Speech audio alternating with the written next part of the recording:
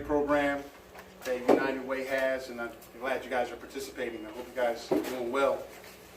I'd like to say what's up to my man Sean. He's one of my interns back in my music studio with Life Music. He's a young man here at Hearts in the Dorm program stands for Development of Responsible Men. And Sean is very, very talented, very talented. And so what we're trying to do is tap into the positivity of his creativity. And all the other young men that's part of the Hearts program, welcome again. Thank you. But my name is Phil Williams. I am a youth pastor at my church, Mustard Seed Faith, under my pastor Jimmy A. Copeland. I'm also a Hearts partner with my music studio in the back, Life Music. I am a radio talk show host. God blesses me to speak to thousands upon thousands of people when I share. I coined a phrase called functioning Christianity. And it's one of the things that I share with my listeners is how these things need to function, not just verbally talk, but how they need to function. And I also coined a phrase because of my political leanings. I'm a political atheist. And what I mean by that is that I don't put faith into any of the parties. I don't do that because it's political. So I'm an atheist when it comes to politics. But I do prescribe to a conservative value system. And so I like to say that I'm a functioning conservative also. And that's not to put anybody off or anything, because I have no heaven or hell for nobody and anything. And I hope that I'm encouraging people to be involved in their community and with a conservative value system. Not to discredit any other things, because if you're functioning in your community, that's a good thing. That's the most important thing that needs to happen, is it needs to function. Anybody that knows me, they know that anything that I'm talking about, it's based on what I'm doing. I'm actually doing it. So, because that is the fruit on the tree that we are to judge. It says we can judge a tree by the fruit that it bears. And so if I actually do what it is that I'm talking about, then people can see the sincerity and the honesty and the effort. And you know exactly what it is. I'm also an author. I've authored a book through a character that I created. This character's name is Lil Jimmy. I'll pass this book around, you guys can look at it.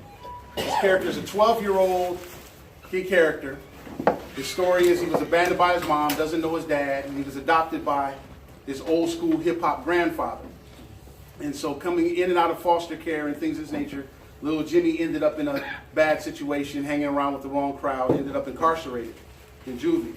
And so his grandfather adopted him. And through that adoption process, he's interacting with his grandson, showing the value of an education, the importance of faith, but more so, why is it important to have an education? Why is it important to be positive? And so this is a book that we wrote. It's called I Was Being Told, But Nothing About My Dreams. And what is happening is that I'm noticing that our young people, even ourselves, can go a whole day and nothing will speak to our dreams. Sometimes we can go a whole day and get distracted by real life situations to where we're not speaking to our dreams. I'll just pass this around, you guys can look at it. One of the things I've seen with our young people, I had an event about a few weeks ago, and there was a group of 75 young people there. And I just went and asked them how many of their parents spoke to their dream, knows what their dreams are. I got to 45 children before one of the children raised their hand and said they knew their mom knows what their dream was. That was amazing to hear. All these children and their parents don't even know what their dreams are. And that to me is just a tremendous disconnect that can lead to why our communities are functioning the way that they're functioning. Yes. When I asked these 45 children, what is it that they're doing to reach their dreams? Most of them said nothing. But then I asked them this. I said, so what is it that influences you? What is it that you're doing? What is it this and that? They are living out the dream that they're hearing in their headphones. They're living out a dream that somebody else is telling them about their thing. They're participating in somebody else's dream, in the clothes that they buy, in the conversation that they have, in the swag and the way that they carry themselves. They're living out somebody else's dream. And their parent doesn't even know what their dream is. And so this book is to encourage not only young people to speak to their dreams, encourage you yourself to speak to your dreams, but share your dreams with the people in your community. So that the people in the community can know what your dream is and hold you accountable to it. When I was young, we had a community to where if it looked like I was walking down the street doing something up to no good, the neighbor would be like, "Boy, Philip, what you doing? Look like you ain't get over here. Where you going? What y'all talking about? Look like y'all up to no good." Yeah. What y'all doing? No school. We didn't even have the internet. Let me show you how God works. We didn't even have the internet. And by the time I got home, my mama knew 50 people who knew what was going on. We didn't have the internet. That's right. You sure did. Yeah. Me looking like I was up to no good went viral. With no internet. What happened? What happened? And I believe that is because we started living out other people's dreams. Mm-hmm. We started participating in other people's visions. And so what I'm encouraging young people to do is when you wake up in the morning and it's fresh on your mind, write down your dream. Write it down. So when you return from a world of distractions, you can speak to your dream. Share your dream. Parents, don't yell down the hallway and say, "Hey, boy, get up. It's time for you to go to school." No, go down there, wake your baby up and ask them while it's fresh on their mind, what was your dream? So that when they return from a world of distractions, you can speak to that dream. Teachers, go share your dream with your teachers. So that your teachers know what your dream is even while they're educating. But more so, a person in the community, a pastor, a community leader, a neighbor, share your dream with them. Why? So they can hold you accountable. You said you wanted to be a basketball player, boy. What's doing all that stuff got to do with playing basketball? That's right. So the teacher can say, "Hey, I knew you said you wanted to be a basketball player, but why are you having football conversations? Tell me how to having football hang around all these football players going to help you be a basketball player." It's accountability, and I like to say this. It takes a village is not just a cool thing to say anymore. It really does take a village. Which brings me to why we're talking about this today. Community involvement. It's not just cool to say, "I'm a part of a community." You have to be involved in that community. You can't be afraid of the people that's in your community that you see that's up to no good. You can't be afraid to speak to them and say, "Hey, young man, what you doing out there in the corner of my house?" You can't be afraid. You can't allow the visions or the articulations of somebody else through the music to make you feel like you're a snitch. Why are you a snitch? Why does the criminal get away with what he gets to get away with, and you're the one that has to suffer for that? Why is that? You're not a snitch. Why are we going to let these people through the music tell our young people to respond to their elders, "Snitches get stitches. I'm going to hurt you if you stop me from doing foolishness in your community"? Why would we let that happen? Now, for safety purposes, I understand. It's to me, it's like kind of when I hear people talk about bringing paddles back to school. I think that's utterly ridiculous because it's gone too far now. Yeah. Because people retaliate now. Yeah. You know what I mean? Now, if they would have caught it like maybe 3 or 4 years, you could do that and you can kind of get them in check. But it's gone too far now. So I'm not an advocate of bringing corporal punishment back to school. Unless we're ready for young people to come back and shoot the person that paddled them and shoot the person that told on them. I understand all these things.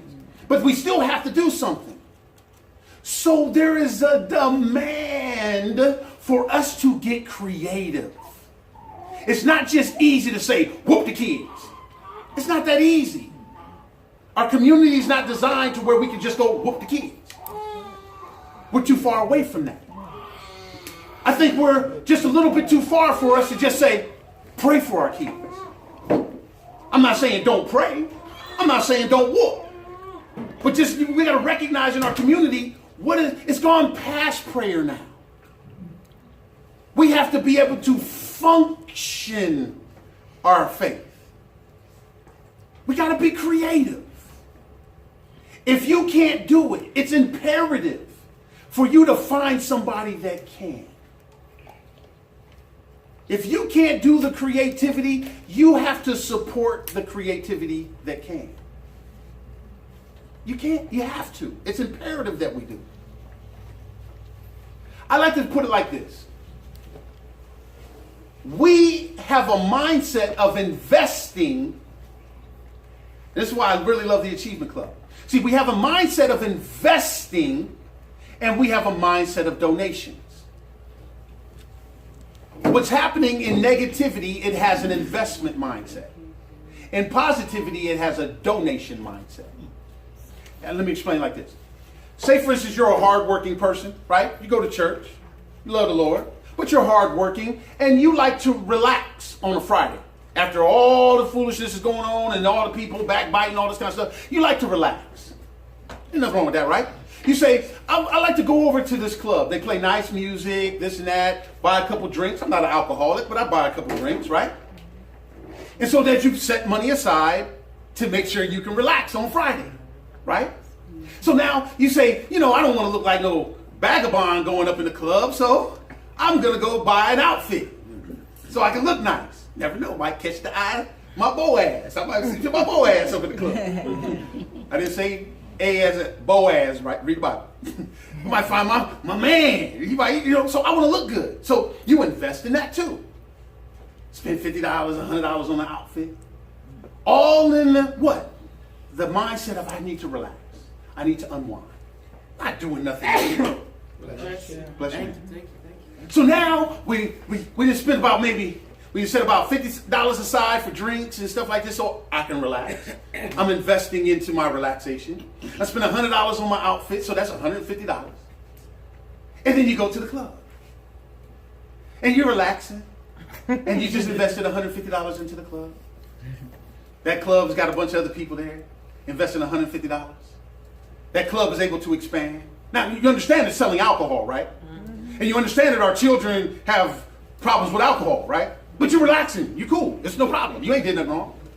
But you're contributing to the very same thing in your community that you're complaining about. But you're not doing anything wrong because you're investing in your relaxation. Heaven forbid they got that welcome to Atlanta sign up there. showing you. And young men, if they got a pool table, you want to go put some money in the pool table, play. Walk around the pool table like this, because you never know. That woman that's looking for a Boaz, she might think, yeah, 8-ball quarter pie. Yeah. You know what I'm saying? You know how we do. By the time the night's over, we could have spent $200. Now, what if the club gets shot up? What if somebody comes to the club and they shoot? Heaven forbid anybody gets hurt, somebody does get hurt, right? Because you've invested in that club, what do? Do you leave the club? No, you come back to the management and you say, y'all need to get better security up in here. I spend a lot of money in this club. I'm paying y'all money. You can afford some more security because I need to feel safe while I'm relaxing. I need to feel safe. What if the club owner gets a DUI? Our investment mindset says, man, he has an awesome club and this and that and the third. So guess what? We need to make sure he goes to rehab so we can keep my relax. So I can relax. I'm invested in this. He needs to go to rehab. See, we give him chance after chance after chance, and we maneuver and we readjust and everything. Why? Because we've invested into our relaxation. Now fast forward over to positivity. Our children going to hell in a handbasket, running around slapping us. We're afraid to go to sleep. We sleep like this. We put a lock on the knife drawer because we don't know if our kids are going to come in here after listening to Little Dookie Stain all day. We don't know if our kids going to come in here and stab us in our sleep. We don't know what, but guess what? Our babies need to have something positive. So we're going to go make a donation to something that's positive. Because this is what our kids need. Our children are our future. Teach them well and let them lead the way. No, they're going to play that in the song, in the club. I'm sorry. They won't play that in the song, in the club.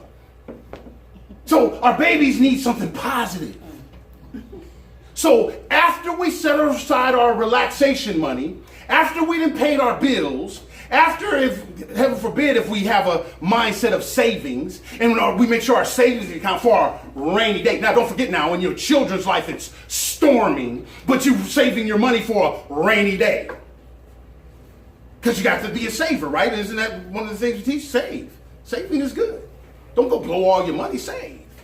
So if you have this mindset, and if you're that good church-going person, right? Because you might have had an extra drink and you figure I could throw an extra $1 on the side plate and it might cover up that extra drink I had, or I might have did something stupid. So I go to church and I can probably throw a couple extra dollars in. After you do all of that, you make a donation to your children being positive. Now you invest in the club. If something go wrong in the club, you make sure it gets adjusted. You stand up for the club, get better security. Hey, get them rehab and DUI, or get all this kind of stuff. Investment, but when it comes to your child, you make a donation.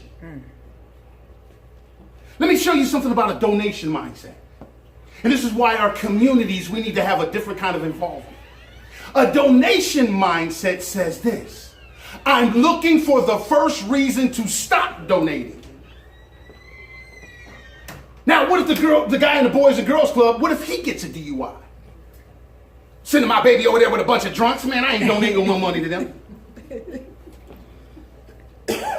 Because it's a donation. You look for the first reason to stop donating. But with an investment mindset, you know it's too big to fail. We got to make adjustments. We need to get new management. We need to send them to rehab. I put good money here. You need to get better security. But with our children, we donate? This is why our community involvement has to just change its mindset. We have to have an investment mindset into our children. And if we have anything left over, I'll donate that to the club. That $150 that you spend so that you can relax, you might have got to relax on Friday, but guess what you did Saturday through Friday? Stressed yourself over your babies. When am I passing off to my babies? My baby is running around here functioning somebody else's vision. And that vision that they're hearing is murder, death, kill, rob, steal, get money versus earn money. Our community is functioning with a donation mindset. The thing that's awesome about here is that they're not donating anything to you. You are functioning something and you are earning money. You're working this thing. You come to Mr. Joe, United Way, whoever, and they're encouraging you what? To keep working. They know what your dream is. So that when it seems like it's hard, they speak to that dream. And they show you how you got to keep working it. They're getting you to invest, have an investment mindset into your dream, into your goals. And they built a club around that achievement. The community involvement is going to be that same mindset out there in the streets. Did you set up a small little achievement club with your child? Because I tell you that somebody does have an achievement club set up with your child.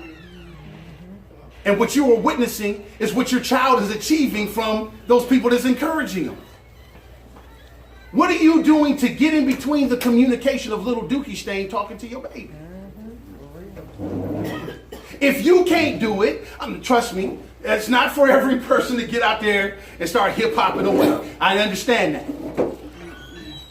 But there is somebody out there that is creating this material for your child.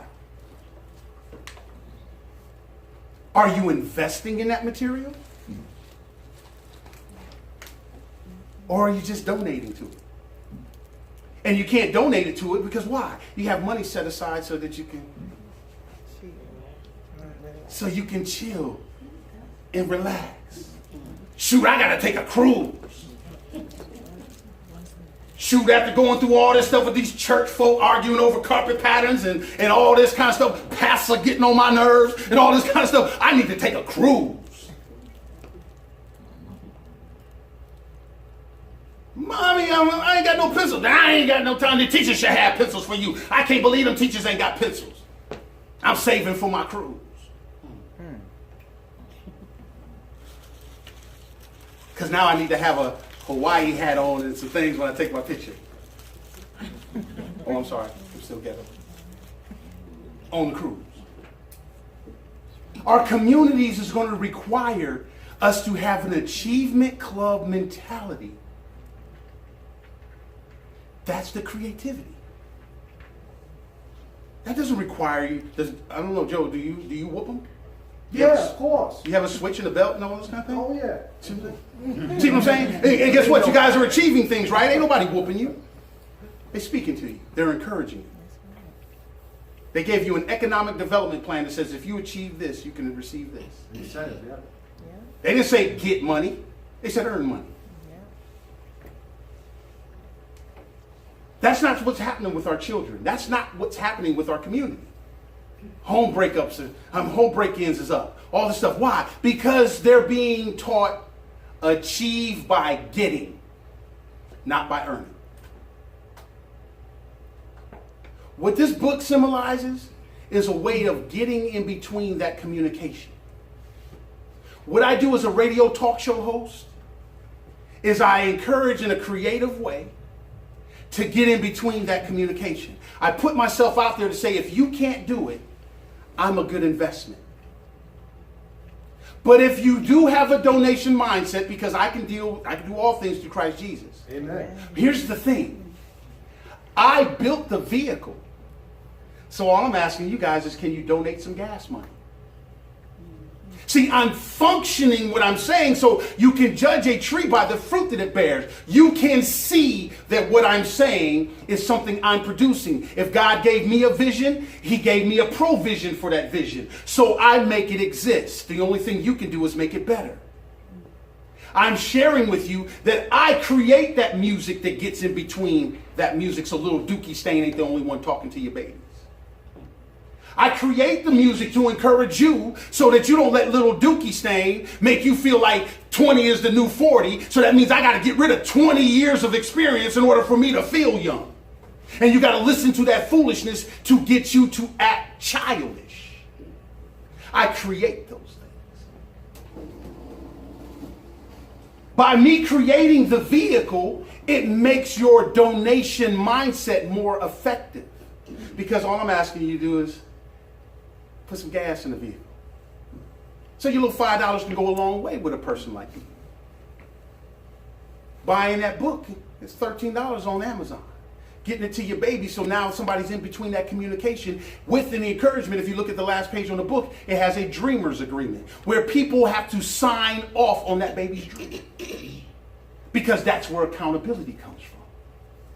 We can't let people talk us into, I don't want to hear that. No, you need to hear that. And you need to hold them accountable for what they're saying. If it's foolishness, hold them accountable to that. If it's positivity, hold them accountable to that. You have to be that person back in the old school that say, what you up to? You look like you're up to no good. You have to be that person, but instead of screaming out there, you go like this. Hey, young man, come here. How you doing? Check this out. I bought this book for you.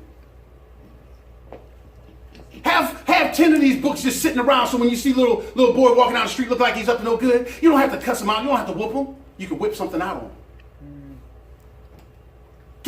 Give him a task.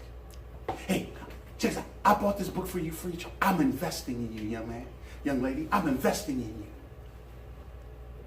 I'm involved in my community. So while I'm looking through my burglar bars and everything like this, and I'm going to say, Lord Jesus, I'm about to go talk to this little thug out here, but please, no weapon formed against me shall prosper. Hey, young man, how you doing? Oh, baby.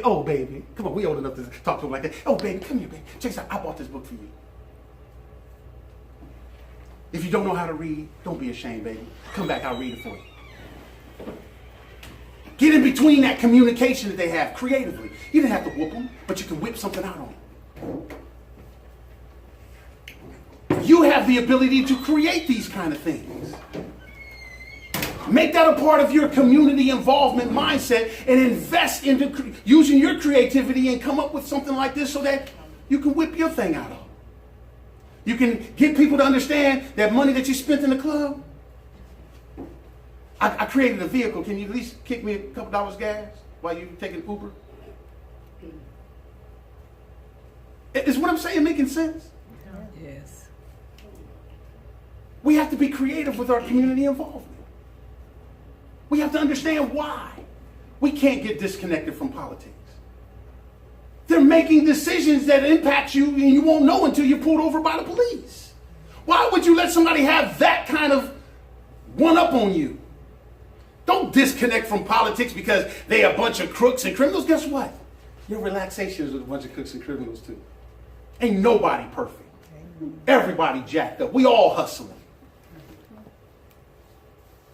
But when somebody has the ability to incarcerate you with the stroke of a pen and you won't know until they pulling you over by the police, you do not want to give them that kind of leeway to doing things in that gold dome. Them people in that gold dome is trying to figure out a way to hit your pockets. I'm not saying that we need to overthrow the gold dome. We just need to understand what's going on. We need to get less government is better. I'm not going to let some politician come and tell me that he's going to get rid of something that God said you never can get rid of. I'm not going to let some politician come and say, if you elect me, we're going to get rid of poverty. My Bible said the poor will always be amongst us. So, Mr. Politician, I respect you, but how you going to do something that God said can't even be done? Well, that's why I talk about. No, I don't want to hear what you talk about. What are you walking about? See, that's bad fruit. That's a tree bearing fruit of its lips. But you got to read your word so that you know that they're hoodwinking you. Elect me, and we're going to help all the people that's mentally challenged. My Bible says that the poor will always be amongst us. Poor in health, poor in thought, poor in height, poor in weight. Poor people will always be here. It's not just a money thing. That's why God said that we as men are supposed to take care of the widows and the babies. Why? Because the babies are poor in understanding in life. We got to watch them. The widows are not, they don't have a husband. The husband that was providing for them has just passed away. We are supposed to look out for those people. This is why I subscribe to conservative values, because conservative values says this. Not Republican talking points, not Democrat talking points, but conservative values says these things. So I function these things. And I create products that involves myself in the community that I'm seeing is going to hell in a handbasket and needs something to get in between that conversation that's making them go awry. I am not going to continue to let a demon speak to you, your babies, anybody that I have to interact with and not do something about it. It's not going to happen. And since I can't run around whooping people, I'll be creative.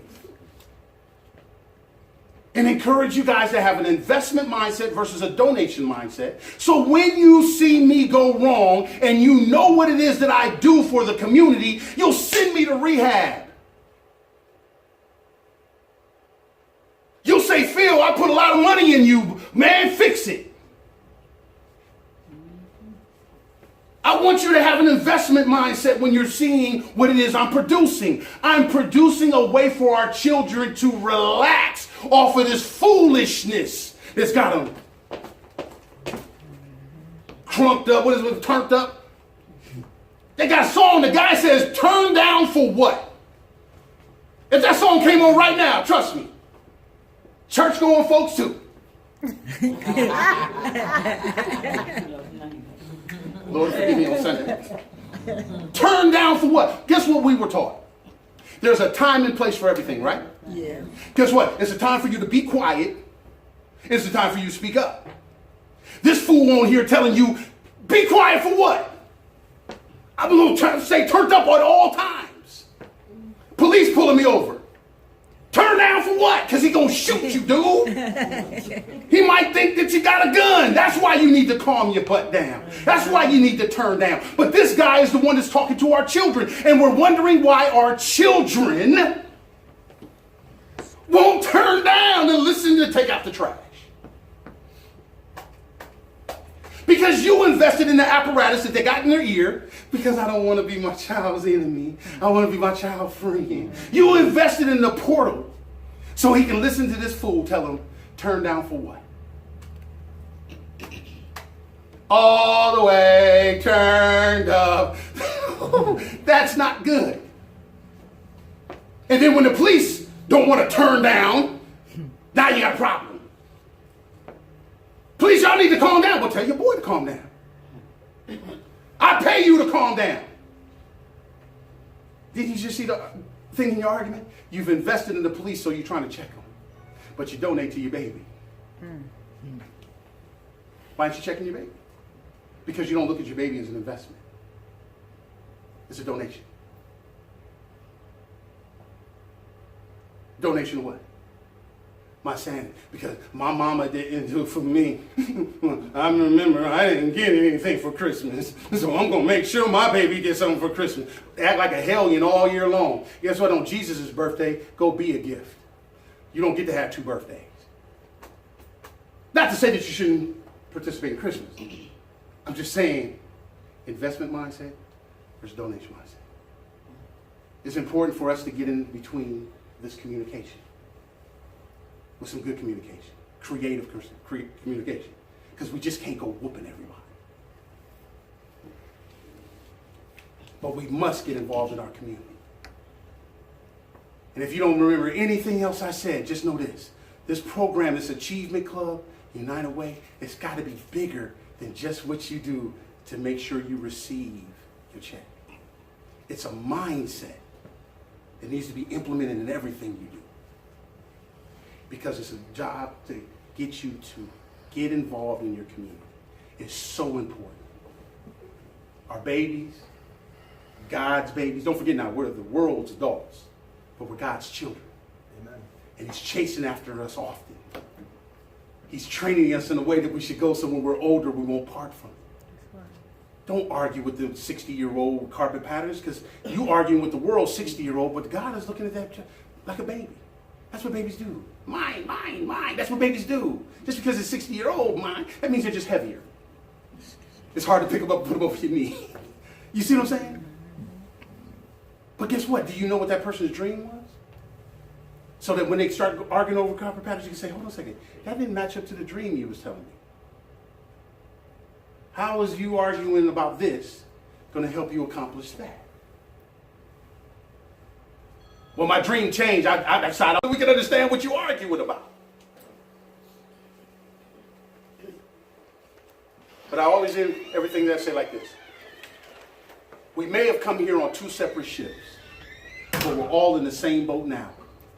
And it takes both the black and white keys on the piano to play the Star-Spangled Banner. So peace, love, together forever. Don't worry. Be happy. And feel that energy.